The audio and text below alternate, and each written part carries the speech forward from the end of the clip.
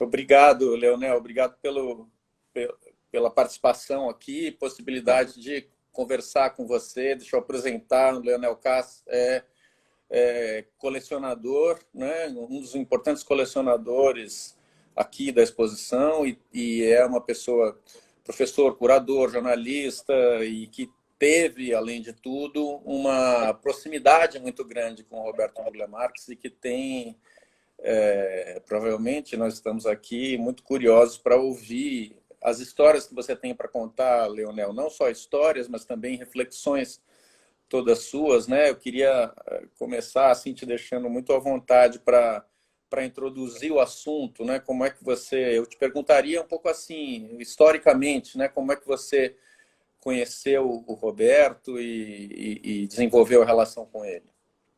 Bom, acho que eu conheci o Roberto no ventre de minha mãe. Eu sei que é uma coisa meio...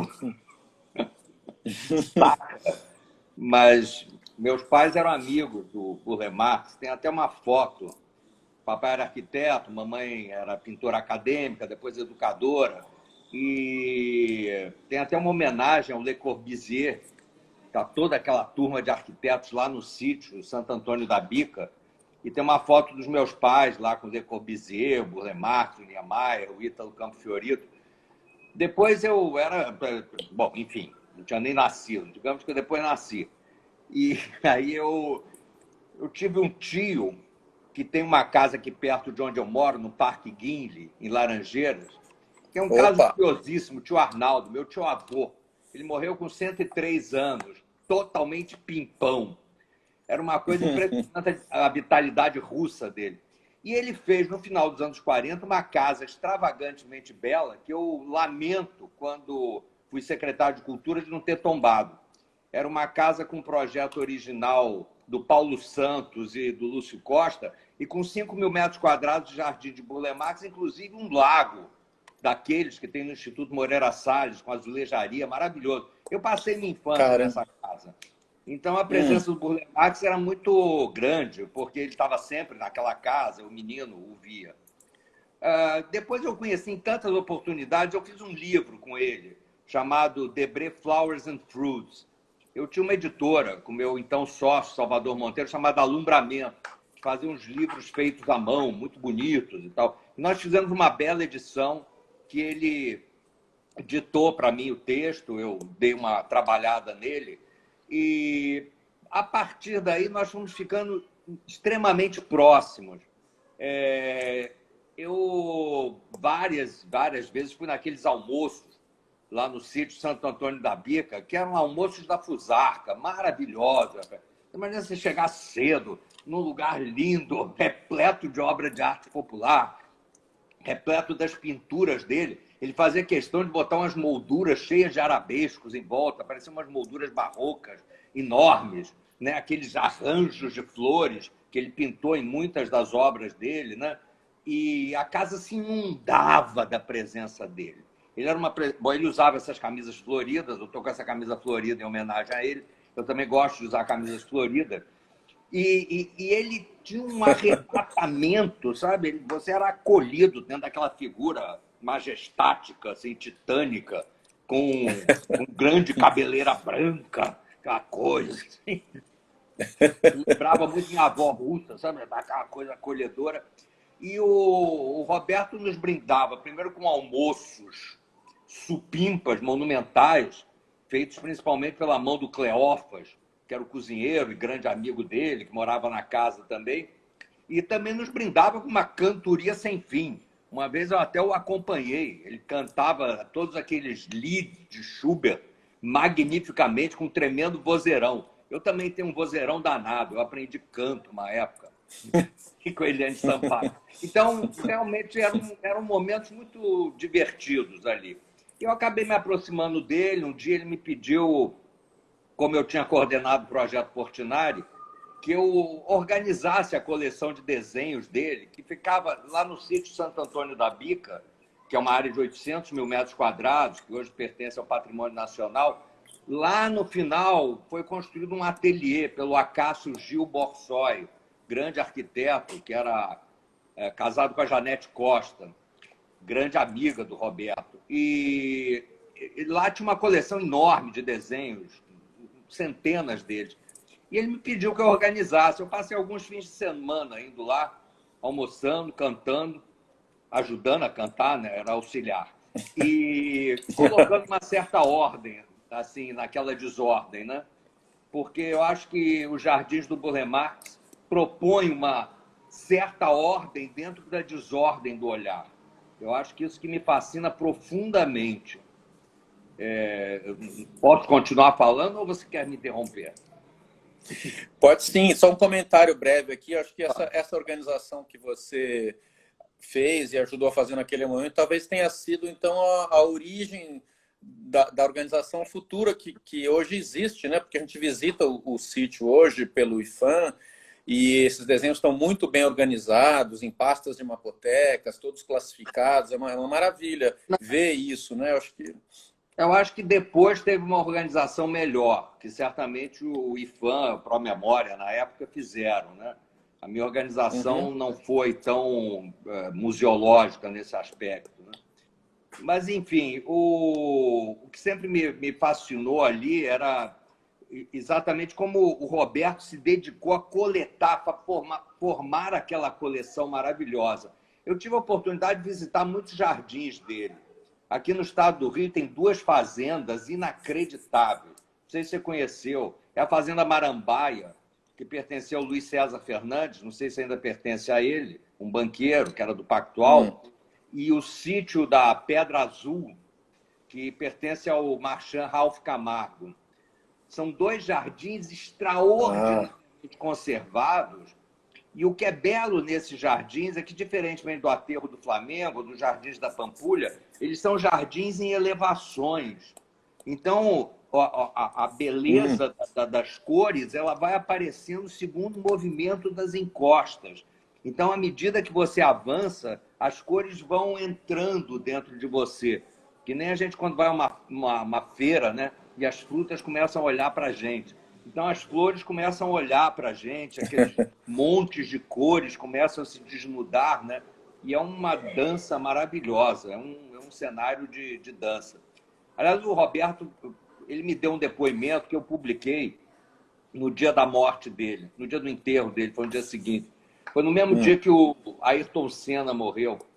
Eu pedi um espaço lá no Globo, já tinha trabalhado no jornal, e dei como título Burle Marx, herói nacional também, porque tudo era dedicado a Ayrton Senna, não tem nada contra, mas o Roberto aparecia como rodapé de página. E eu aí recontei histórias que ele me contava, que me pegava algumas vezes pelo braço, assim, deixa eu te contar algumas histórias, algumas eu até gravei na época, e ele falava exatamente isso, até o pai dele, né, que disse para ele: você na vida faça o que lhe dá prazer. Mesmo se você quiser ser dançarino, você tem o direito de ser, contanto que seja o melhor. Eu acho que isso foi encaixotado dentro da cabeça dele com muita força.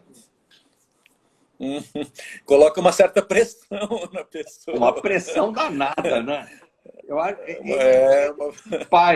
um pai judeu-alemão, uma mãe de uma família tradicional pernambucana, né? Pernambuco formou brasileiros extraordinários, né? Eu sou muito fascinado. A primeira escola de direito do Brasil foi em Pernambuco, Gilberto Freire é de Pernambuco. Eu acho que são pessoas assim, muito fortes.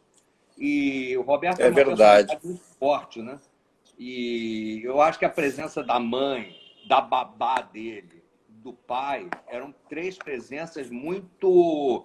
que ele sempre as mencionava, muito, muito curiosamente. Tem também uma outra passagem que eu me divirto muito, que ele conta que quando chegou da primeira viagem à Europa, em 1918, ele conheceu a Aida, mulher do jornalista Henrique Pongé,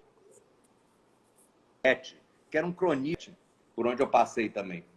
E que a mulher Raíla estava passando pelo jardim da casa onde ele morava, no Leme, e viu um cactus muito ereto e peludo. E disse: oh, que vontade de segurar, me parece um falos. E uns 15 minutos depois, a mãe dele passou e comentou: que beleza de planta, parece o dedo de Deus. Aí o Roberto disse: está vendo? Cada qual vê o mundo de acordo com a sua pureza. como quer ver. Eu acho que essa visão do mundo foi para ele muito ampla nesse aspecto. Ele sempre me dizia isso, que ele tinha muita curiosidade por tudo. Ele queria saber, sempre que ele viajava, ele estava atrás de novidades. Tem uma pessoa que eu devo também reconhecer, que eu conheci, que foi uma das pessoas mais brilhantes que eu conheci na minha vida. Eu tive algumas oportunidades de conhecer pessoas assim, extremamente eruptivas e belas. Uma foi o Di Cavalcanti. Realmente, me permita fazer uma mini digressão aqui. Eu conheci ele, ele morava na Rua do Catete e estava cercado por 8.000 livros da Bibliothèque de la Pléiade, francesa, todos lidos. O Di tinha uma cultura vastíssima e era realmente uma pessoa extremamente bem-humorada. Nós fizemos um livro com o meu então sócio, tinha editora Alumbramento, eram livros feitos à mão. Nós tivemos Os Pôs da Negra, do Mário de Andrade, ilustrado pelo Di Cavalcanti. E eu me lembro que ninguém acreditava que fosse vender, um livro todo em papel Fabriano e tal. E a gente deu a edição na antiga livraria Leonardo da Vinci e fomos lá levar para ele o cheque. Naquela época era um cheque, né? E aí ele abriu a porta, ele já estava tremendo, ele estava com Parkinson, né? E aí ele abriu a porta e aí a gente disse: Di, a gente veio trazer o cheque para você. Aí ele disse: oba! Vamos chamar umas mulatas e fazer uma farra agora. Mas isso era um espírito de época. Eu acho que esses artistas dessa época tinham um espírito muito aberto, muito arejado. Os artistas têm, em geral, né? Mas era um espírito assim de absorver o mundo, né? E o Roberto tinha isso. E é o que eu ia contar exatamente, que eu conheci o professor Luiz Emídio de Melo Filho, que foi diretor emérito do Museu Nacional. E isso daí o Roberto sempre reconheceu a vida inteira, que atrás dele, atrás da cata dele de plantas, tinha um botânico extraordinário, que contava, explicava, narrava, orientava, que era o Luiz Emídio de Melo Filho. Além dele ter sido diretor do Museu Nacional, ele publicou vários livros, ele foi o orientador geral de vários livros que também nós fizemos na nossa editora, como o famoso da expedição Langsdorff ao Brasil. E Luiz Emílio também foi diretor de parques e jardins, fez os jardins ali da Praia de Botafogo, os jardins em frente ao aeroporto Santos Dumont. Ele tinha um grande diálogo com os arquitetos de época, o Afonso Eduardo Ride, o Maurício Roberto, que é o autor. O Afonso Eduardo Ride é o autor do projeto do Museu de Arte Moderna. E os irmãos Roberto, né, MM Roberto, são autores do projeto do aeroporto do Santos Dumont, aeroporto Santos Dumont. Então, ele tinha uma grande interação com essas pessoas, mas o Luiz Emílio foi uma pessoa muito importante na vida do Roberto Burle Marx. E foi mais assim como aconselhador e uma espécie de professor no campo da botânica, ou ele se envolveu nas viagens que o Burle Marx fazia nas expedições? Ele se envolveu em muitas viagens do Roberto, inclusive internacionais. Ele estava muito perto. Ele esteve grande parte da vida extremamente perto ao Roberto. Eles eram amigos queridíssimos um do outro, sabe?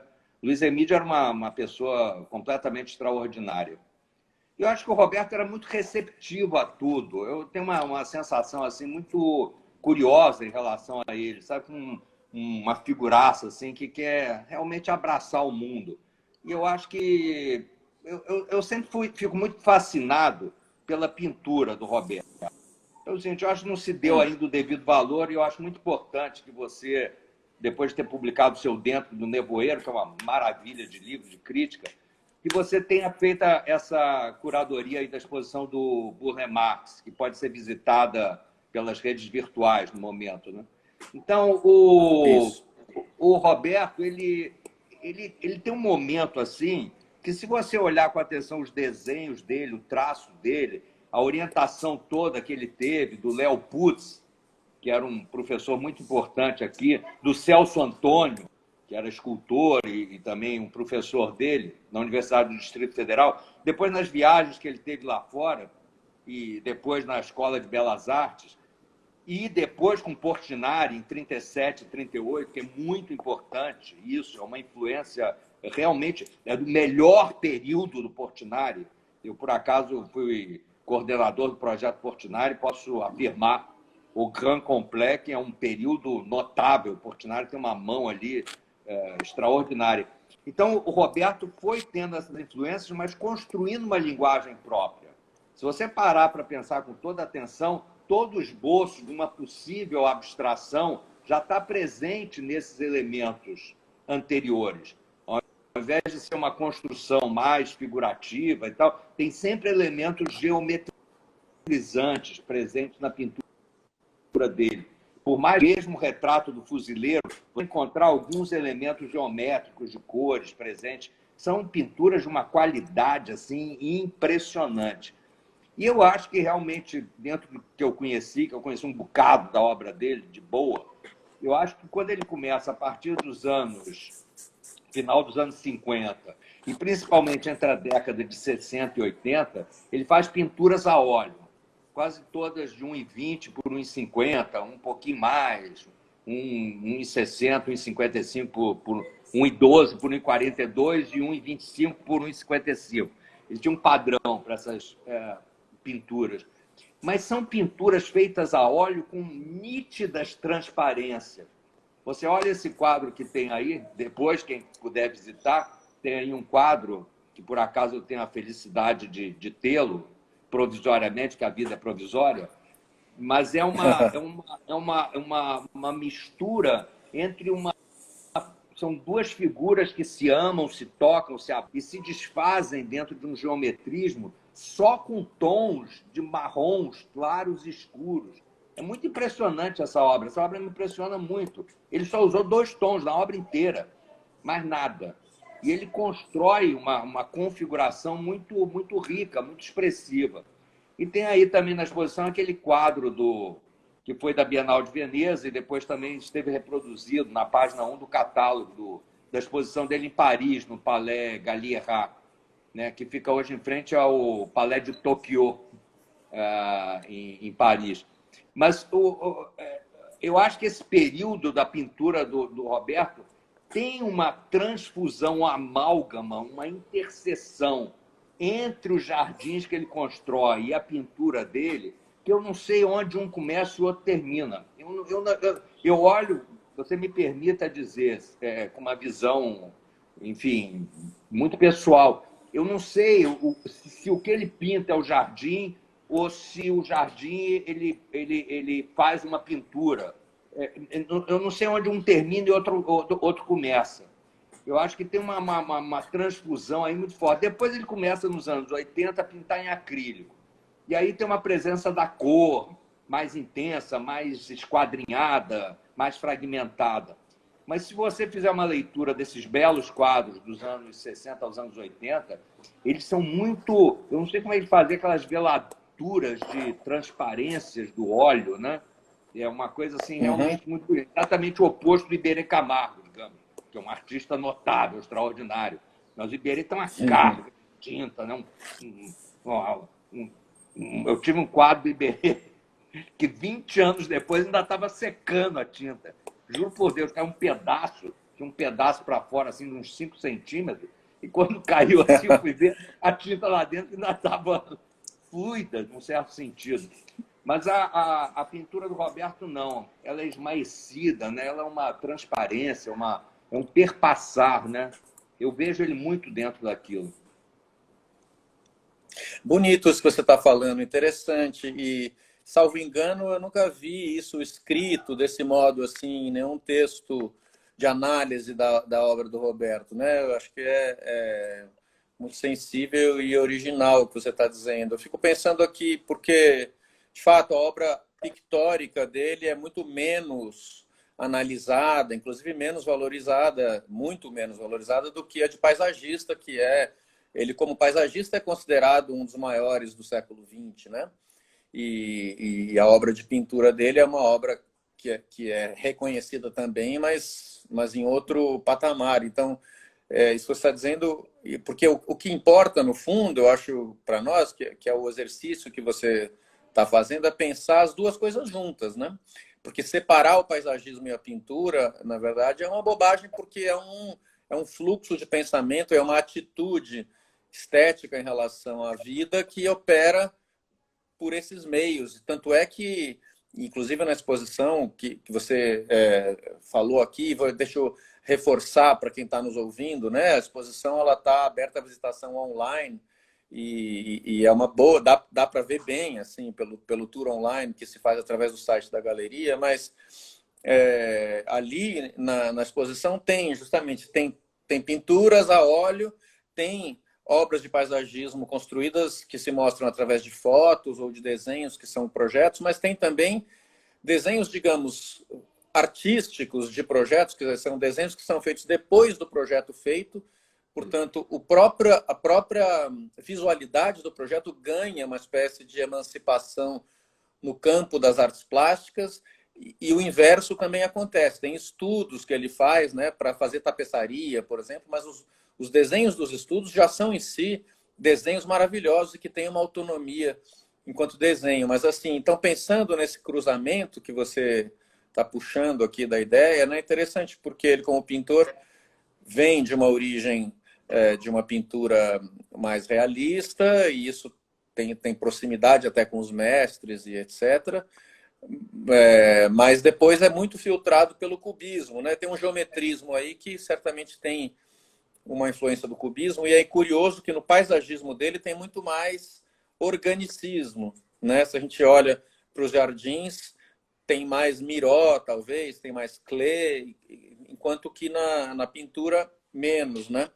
E menos expressionismo também, né? Isso que você comparou com o Iberê agora aqui é interessante. O expressionismo não está tão presente nas pinturas do Burle Marx, né? Você concorda com isso? É muito boa a sua digressão aí, eu achei formidável o que você falou. Se só me permita trazer mais uma impressão de quem viu e Sim, viveu. claro, mas Eu quantas achava quiser. o Roberto, eu acho que o Brasil tem de mais notável o nosso barroco. Não apenas pelo aleijadinho, mas nós temos figuras extremamente barrocas, né? E essas figuras barrocas são muito interessantes na música popular, nas manifestações artísticas, nas festas populares brasileiras. É tudo muito assim, né? Uma coisa em circunvoluções, né? Não é uma marcha militar. É sempre uma coisa de as baianas das escolas de samba, tudo roda, tudo gira. Eu acho o Roberto uma figura muito barroca e, portanto, muito brasileira. E eu acho esses jardins dele muito barroco. Tem uma coisa que sempre me fascina, você está convidado. Eu passei a vida inteira levando amigos a fazer isso. A Igreja do Mosteiro de São Bento, no Rio, foi construída entre 1640 e 1680. Você imagina que o mosteiro não tinha um corcovado. Quer dizer, o corcovado tinha a montanha, mas não tinha o Cristo do Corcovado, nem o teleférico de açúcar, mas tinha a igreja do Mosteiro de São Bento que dominava a cidade. E você entra dentro dela, ela tem um portal manuelino, mas dentro ela é o ápice do barroco. Tem uns anjos, mas tem uns anjos não, tem centenas de anjos, extremamente bundudos, rechonchudos, bochechudos. É uma coisa assim que me impressiona profundamente.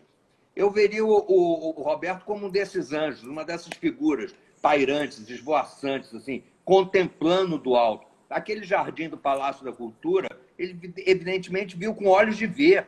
Ele desenhou aquilo na cabeça dele coloridamente. E eu acho que o próprio aterro do Flamengo, ele viu do alto aquilo, como é que aquilo ia tomar uma forma. Aliás, passear por lá é uma coisa realmente maravilhosa. As árvores que ele trouxe do mundo todo, como é que aquilo ia se adaptar ao nosso clima. Isso daí tinha uma equipe, eu volto mais uma vez ao professor Luiz Emílio, foi uma pessoa completamente notável dentro da vida dele para o estudo de todas essas espécies. Mas, enfim, eu acho que o Roberto tinha essa visão desse Brasil. Veja bem, eu não estou me apropriando do período barroco. Eu estou dizendo que o Brasil é um país não em camadas superpostas, rígidas. Ele é um país muito solúvel, né? principalmente no campo das artes e das manifestações culturais, de modo geral. E eu acho que o Roberto ele exprimia isso. Eu tenho a impressão, uma sugestão, que eu acho que o Roberto, qualquer jardim, qualquer coisa, ele via nos olhos, ele tinha uns olhos de um pintor. Ele sempre teve uns olhos de um pintor. A casa dele era uma pintura, os tetos eram uma pintura, tinham pinturas dele, né? Os azulejos, eu acho a azulejaria dele completamente extraordinária, com aqueles azuis, né?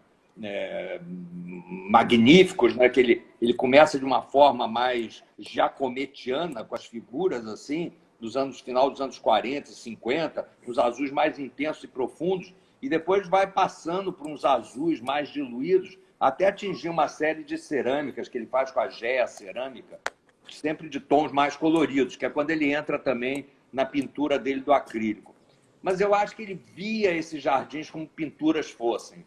Né? Eu tenho a impressão que o lado dele pintor, o lado dele artista, usando uma expressão antiga, calava fundo dentro dele, com muita intensidade. Ele tinha, é que nem o padre Antônio Vieira dizia, não basta ver para ver, é preciso olhar para o que se vê. Eu acho que o Burle Marx ele olhava para o que ele via com uma intensidade, um fulgor, um clarão muito, muito intensos, sabe?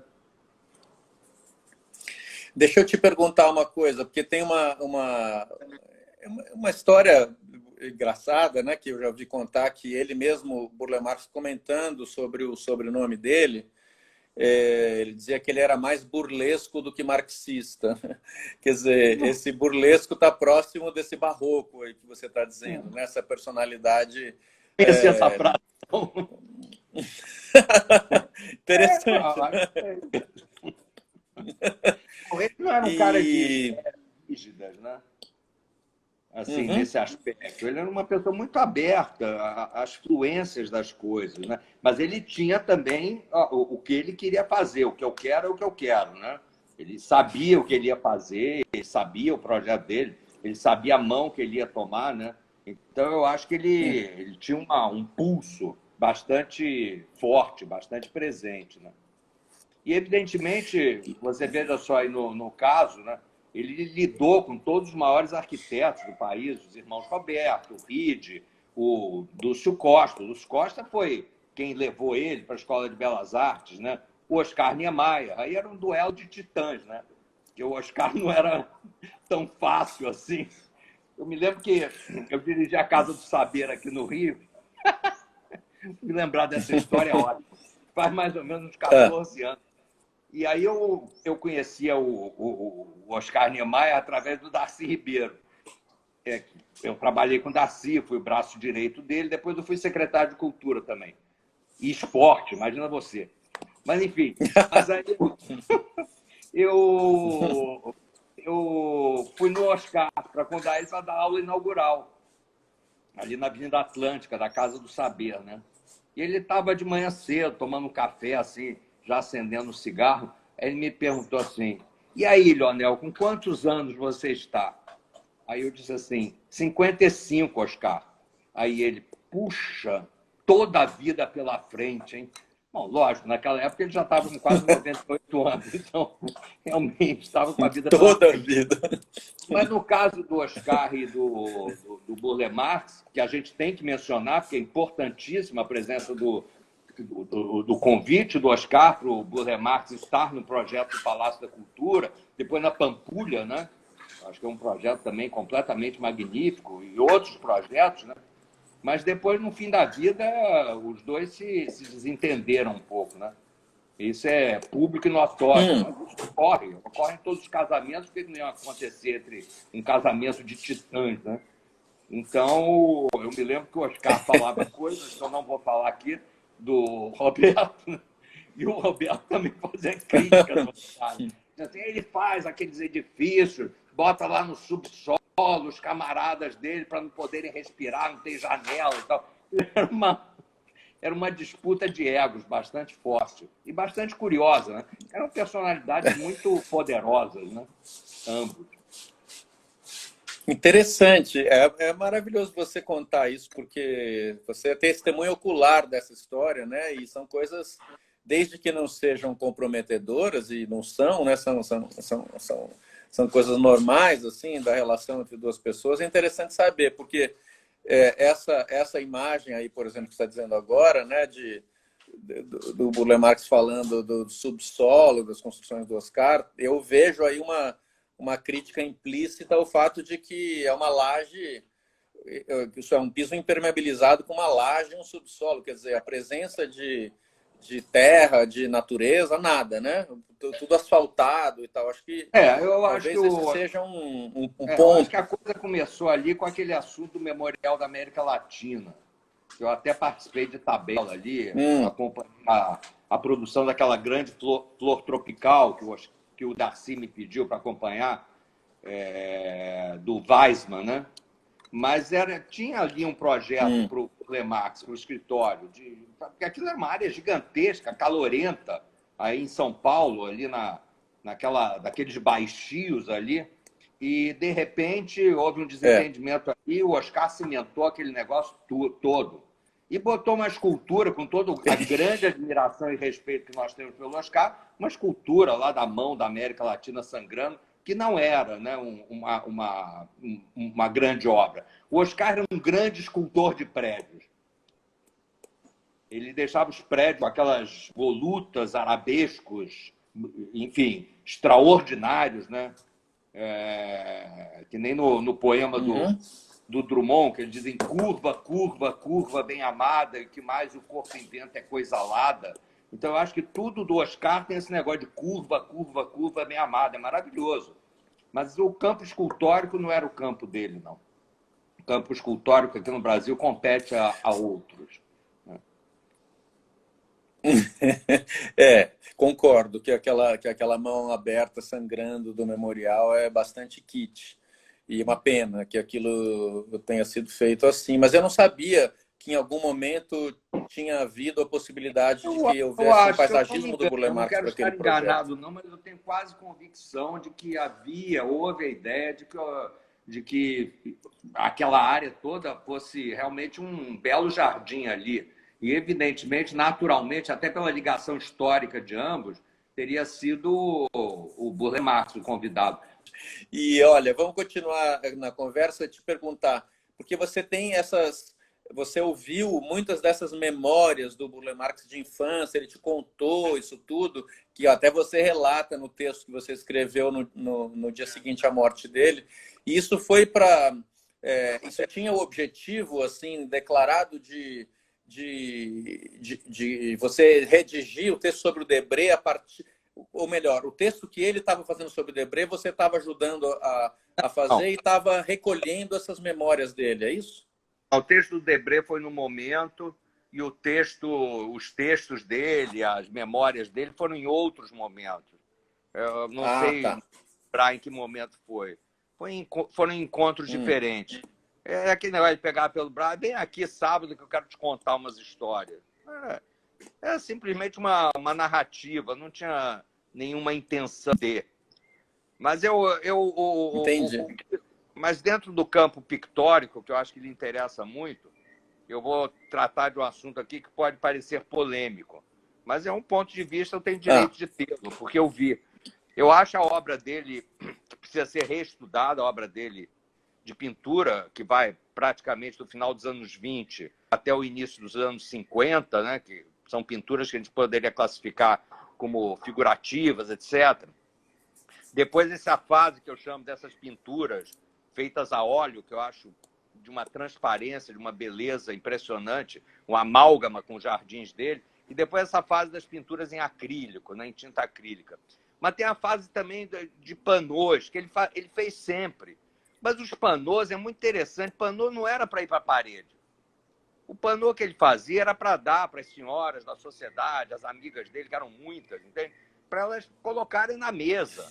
Entende? Ele fazia panôs arredondados, eu uhum. já vi grandes panôs retangulares para as damas da sociedade e tal. Fazia panôs para os amigos. Os panôs eram feitos a partir de tinta serigráfica. Ele e muitos auxiliares jovens que iam lá no sítio, então ele fazia aquilo com tinta serigráfica. E eram bastidores, assim, que você passava a cor, ia fazendo aqui, tinha várias tramas de serigrafia. Depois virou, assim, repentinamente passou a ser exposto. Inclusive, não era essa a intenção. As assinaturas no Pannot são sempre impressas. Se alguém disser que tem uma assinatura feita por ele à mão, é conversa. Pelo menos que eu tenha visto ao longo de muitos anos, né?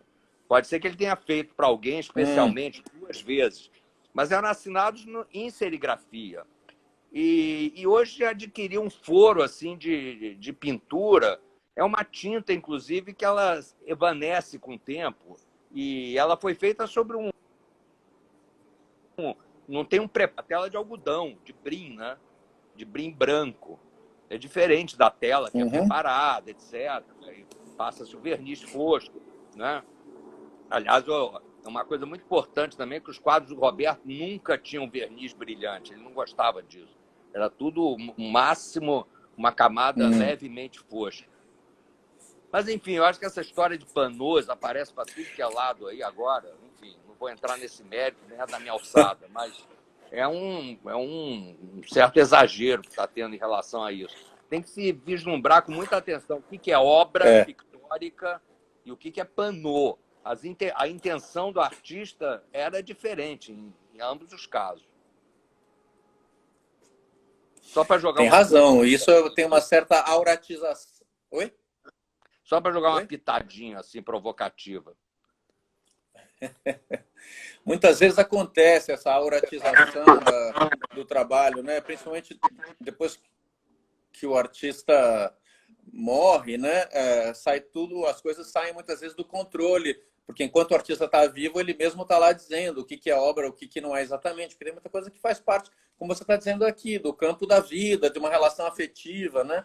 Toalhas de mesa para amigos e tal, e isso depois ganhar o status de obra de arte, você tem toda a razão. É bem diferente, isso devia ser considerado. Tem aqui alguém perguntando, Francisco Eu não sei quem é. Mas ele pergunta se a boca do... Teve uma pergunta sobre o pano de boca do Teatro de Niterói. É dele. E tem também um teatro maravilhoso, o Armando Gonzaga, em Marechal Hermes, no Rio, perto ali da floresta do Camboatá, que derrubar agora, do RID, projeto do RID. Tem também um pano de boca lá que a gente restaurou quando eu era secretário. Pano de boca dele. É um projeto dele, engraçado isso, né? Era na época do Lacerda que foi construído, enfim, era um período assim que tinha também uma presença de pessoas da cultura, não apenas no governo do Getúlio, como no governo do Lacerda. Veja só que momento importante do país. Quando a gente olha para esse... E você foi secretário em qual governo? Do governo do Marcelo Alencar. Ele não foi preso, não, já estou dizendo logo. Mas depois dele, todo mundo foi. Mas o que me impressiona muito é como o Brasil fez aflorar nos anos 30 uma amada de gente, né, que brotava para tudo que é lado. Eu fico completamente fascinado. A coisa que eu mais me arrependo no mundo é de não ter colocado o Roberto Burle Marx no panteão dos heróis do país, que lá no Museu do Futebol nós fizemos. O Museu do Futebol não é um museu sobre futebol. Eu sou torcedor do América do Rio. Mas o América só foi campeão em 1960. Então, pronto. Mas eu chamei pessoas capazes, maravilhosas, que nos ajudaram. O Museu do Futebol é o museu da história do Brasil contado pela paixão do futebol. E nós fizemos um local chamado a Sala dos Heróis, que entra o Niemeyer, entra o Portinari, a Tarsilo, de Cavalcante, entra também o Leônidas da Silva, o Domingos da Guia, que eram jogadores de futebol. A gente coloca o futebol no mesmo patamar das outras artes.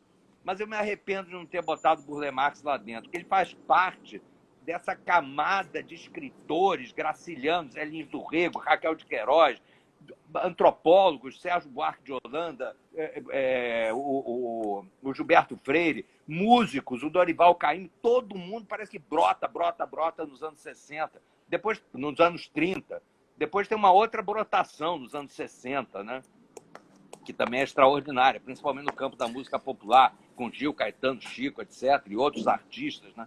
O pessoal maravilhoso da nova figuração, né? O Vergara, o Gershman, o Antônio Dias, o Roberto Magalhães. Enfim, o Brasil é capaz de brotações. Quem sabe estamos no meio de uma delas ainda e apesar de tudo. Puxa, gostaria de acreditar nisso mesmo, né? O Lúcio Costa dizia que o Brasil não é para principiantes, né? Ou melhor, isso o Tom Jobim dizia, né? O Lúcio Costa dizia que o Brasil não tem vocação para mediocridade, né? E acho que era toda uma concepção de Brasil, do qual essas figuras todas faziam parte de uma maneira gloriosa, né? E hoje, infelizmente, a gente tem muita dificuldade para acreditar que aquele Brasil existiu, né? Um dia, parece uma miragem. Não, mas tudo que existiu pode voltar a rebrotar, sabe? Vai ser difícil. A gente está passando por um momento muito, muito duro, né? Aqui na casa de Rui Barbosa, na Biblioteca Nacional, na Funarte, no IFAM. Todos esses órgãos estão sendo desmilinguidos. Mas eu tenho fé. A gente vai superar isso daí. Mas, se você quiser, a gente ainda tem tempo? Sim, sim. A quantas estamos? Temos ainda 13 minutos, Leonel. Ainda dá para conversar mais um tanto. Posso me coelar um bocado aqui. Queremos te ouvir mais. Conte. Tá certo. Então, essa convivência, né, com ele, assim, então, essa personalidade barroca, eu queria pegar um pouco daí, porque você descreve, até contei aquele momento, a história do burlesco, né? Porque a descrição que você faz, a gente, de fato, eu não conheci o Roberto pessoalmente, né? Mas a gente imagina uma personalidade barroca como pessoa e a obra, né? E o Niemeyer, por outro lado, que é esse grande arquiteto, cuja obra também é muito atribuída ao barroco. O Lúcio Costa dizia que o Niemeyer era o Aleijadinho contemporâneo, né? Tem as curvas, tem todo esse universo, mas acho que tem a impressão que a personalidade do Niemeyer não era muito barroca, estava mais para marxista, ou talvez não tanto também, mais para malandro mesmo, né? Como era essa diferença, assim? Circunspecta, né? Ele tinha muita consciência de si mesmo, tinha muita vaidade de si mesmo. Eu acho que são figuras assim, muito curiosas. Eu hoje estou muito à vontade aqui. Eu vou contar até uma coisa que eu nunca contei, que eu acho divertidíssimo, se você me permite. Eu trabalhei com o Darcy Ribeiro, fui braço direito dele durante 4 anos. E era uma figura realmente extraordinária, né? É muito conhecido o episódio da assessora de imprensa dele, que foi embora batendo na porta dizendo que Deus não precisava de assessor de imprensa. Mas o tinha uma personalidade muito forte, né? E ele dizia coisas.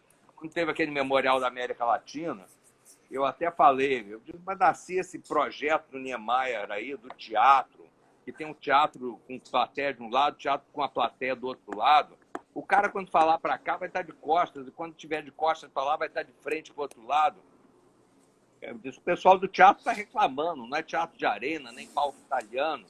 Aí diz, meu irmãozinho, você não entende nada. O Niemeyer vai ser o arquiteto do mundo no ano 3000. Então, eram umas coisas realmente megalomaníacas. E quando eles dois se encontravam, era muito curioso. Eu estou falando com todo respeito, ninguém vai me criticar e tal. É uma butada, é uma brincadeira que eu estou fazendo. Porque eram 2 personalidades muito remplies de sua mesma, muito cheias de si mesmas, né? Naturalmente. Né? Mas era muito engraçado, porque quando os dois se encontravam, e eu os via frequentemente, o Niemeyer ficava falando dele, Niemeyer, para o Darcy. E o Darcy ficava pensando no que ia falar dele, Darcy, para o Niemeyer. Então ficava uma conversa assim, muito fascinante, né? Porque eles se amavam. Né? Então, eu acho muito curioso isso na vida. Né? Esses titãs assim, que tem essa... Mas o Roberto Burle Marx, ele tinha um negócio do abraço do mundo. Eu posso dizer isso de alguma forma poética. Ele tinha um abraçar o mundo, esse negócio de conviver com plantas. Eu não convivo com plantas e, portanto, devo ser meio histérico, como me contam que eu sou às vezes.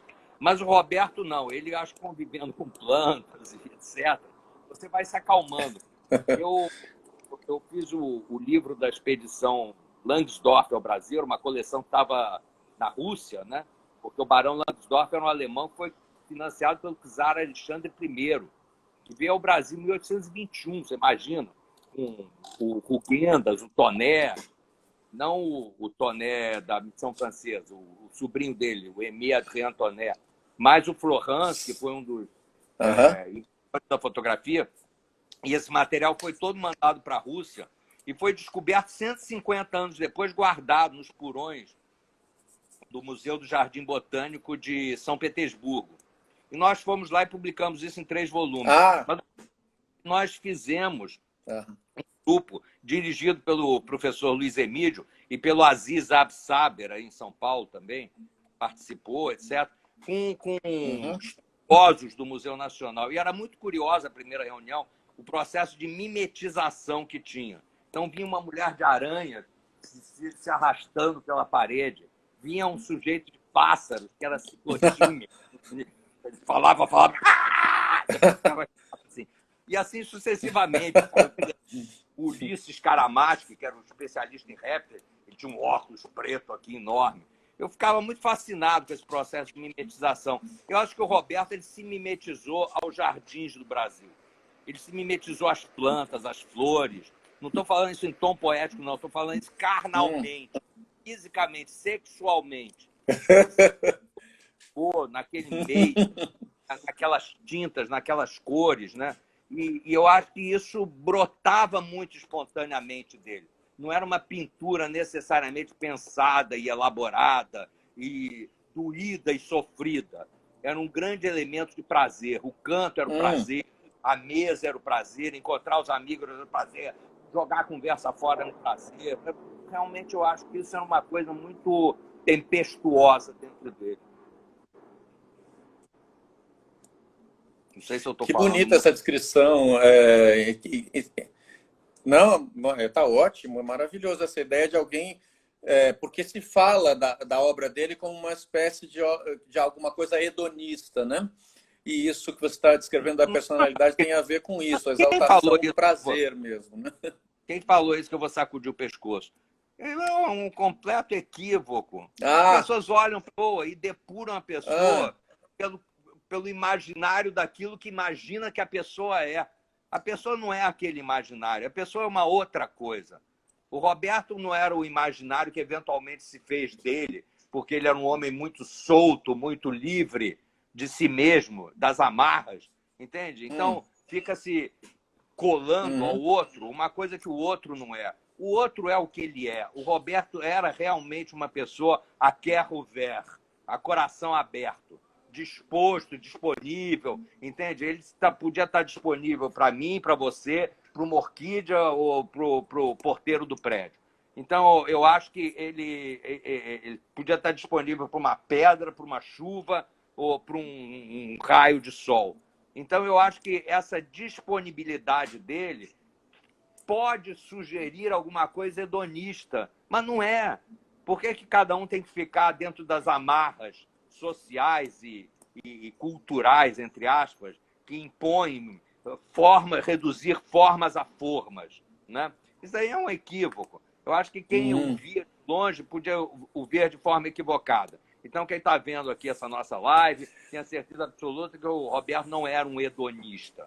Ele era um homem que tinha prazer diante da vida, né? Diante da vida, ele se colocava diante dela. Ele tinha coragem de si mesmo diante da vida.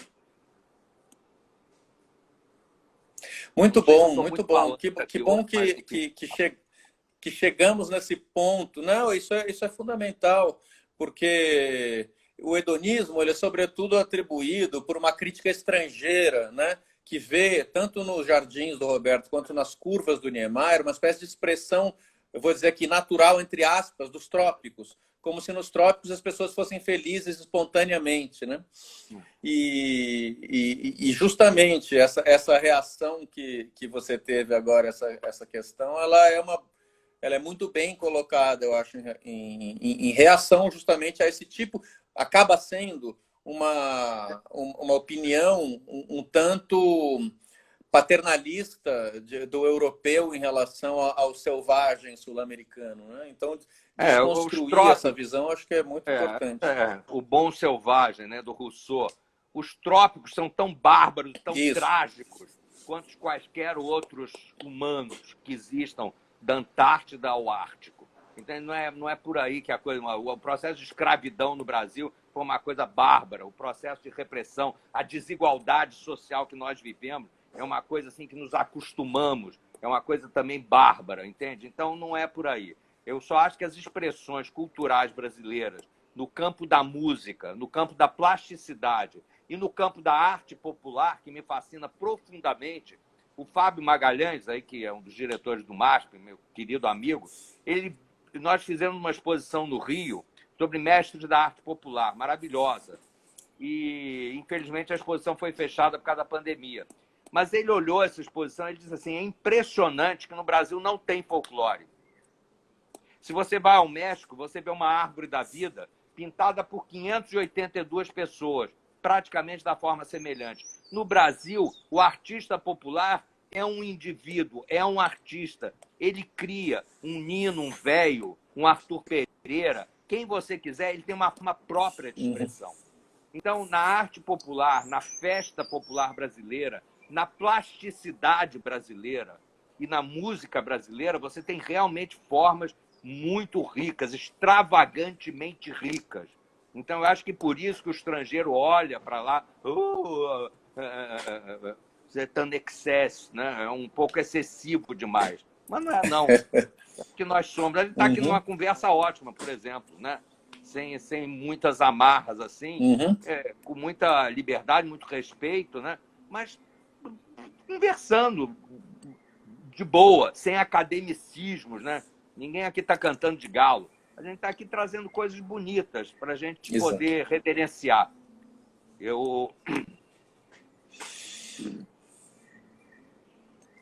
Exatamente. Então, muito bem colocado.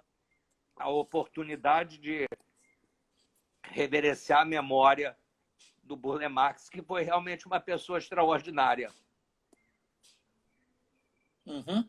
Olha só, temos agora 1 minuto, né? Daqui a 1 minuto a live vai se autodestruir automaticamente, porque ela acaba depois de 1 hora. Então, o que cabe a mim agora aqui é te agradecer muito esse diálogo, né? Não só um prazer, mas acho que muito instrutivo para quem nos ouviu agora e para quem vai nos ouvir depois, porque isso vai ficar gravado e vai poder ser acessado por outras pessoas. Então, um grande abraço, Leonel. Acho que foi muito rica, muito produtiva essa conversa. Continuamos em contato e fica aqui o convite para que todo mundo percorra a exposição virtualmente e possa desdobrar isso que nós conversamos aqui, olhando para as próprias obras, né? Diga aí agora você, palavras finais para a gente encerrar. Tem 30 segundos o tempo de um Enéas. 30 não, o tempo de um Enéas. Hein? Isso. Quando eu fazia os livros com o meu então sócio, Salvador Monteiro, hoje eu faço livros com a Lúcia Bertazzo, livros da UK Editions, são muito bonitos, livros de artista. Vai ter uma exposição nossa que inaugura dia 1º de outubro na Casa Roberto Marinho, com nossos livros de parede, né? Livros objeto e também obras do Antônio Dias, Zerbini, etc. Os artistas participaram conosco. Mas eu me lembro que anos atrás o Drummond escreveu sobre o nosso trabalho editorial na época, dos livros feitos à mão, que ele dizia que às vezes não há como a doidice para produzir as joias da razão sensível. Eu gostaria de colocar essa frase rememorando o Burle Marx. Eu acho que a doidice dele permitiu a ele criar essas joias da razão sensível, que são não apenas os jardins, mas as pinturas extravagantemente belas e brasileiras que ele fez. Muito obrigado, viu?